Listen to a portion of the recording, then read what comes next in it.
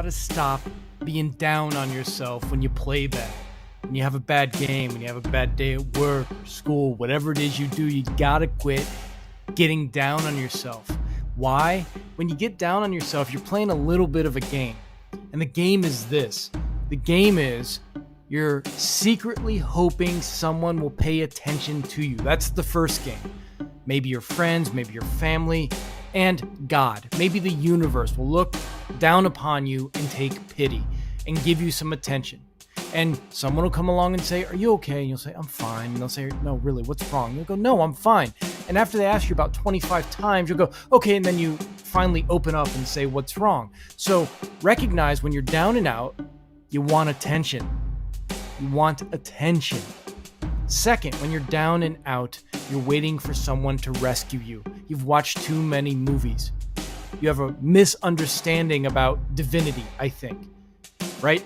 The idea is if you're helpless enough, like a child, like an infant, it's a carryover from when we were little kids.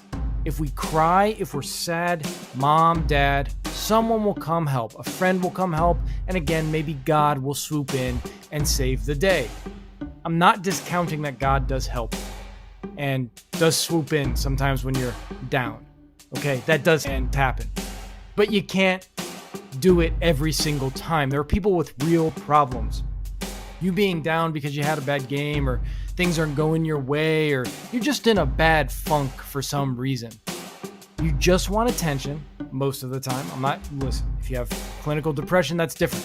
But when you're just in a bad mood because you want attention, you need to recognize it. You can't throw pity parties. There will be people who attend. And if you're somebody who's mostly up and occasionally, once in a blue moon, you get sad and somebody comes to console you, that's different. You know who you are out there that do it constantly. And you're playing a game. You want people to pay attention to you.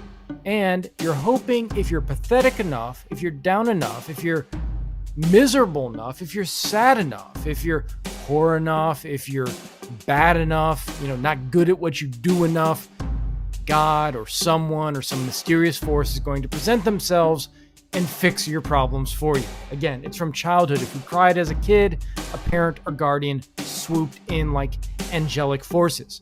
That's still in us. It's still there. So what you have to do is if you have a bad game, you have to say, one, I don't need attention. The attention I'll get is from people seeing, I didn't let this bother me and I'm going back to work. If I get attention, it'll be because people go, wow, you handled that well. And I know the age-old saying still holds true. God helps those who help themselves. And I'll tell you something. God really helps those who help themselves when they have every reason to be down on themselves. It's understandable to be upset if things aren't going your way. But if you still can work hard, even though that's happening, if you're saying, God, I will take your help, but I'm not going to wait for it. I'm not going to plan a pity party and hopefully angels attend as well. I'm going to get to work. I will take all the guidance in the world that you will provide, but I'm going to work. My family and friends, I want your advice. I want your motivation. I want your help. I like the pep talks, but I don't need your attention. I'm fine. I really am okay. There's a difference. Sometimes you say, yeah, I'm fine. No, I'm fine. I'm fine. Everybody knows you're not fine. Compared to this, no, really, I'm fine. I'm good to go. I'm good to go. It's a tone of voice when you say you're fine, and that's what people are picking up on.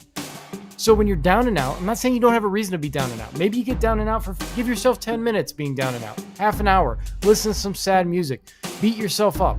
It's okay to go through that, process it, and then say, all right, enough, turning this off, time to get back to work with passion and joy in my heart.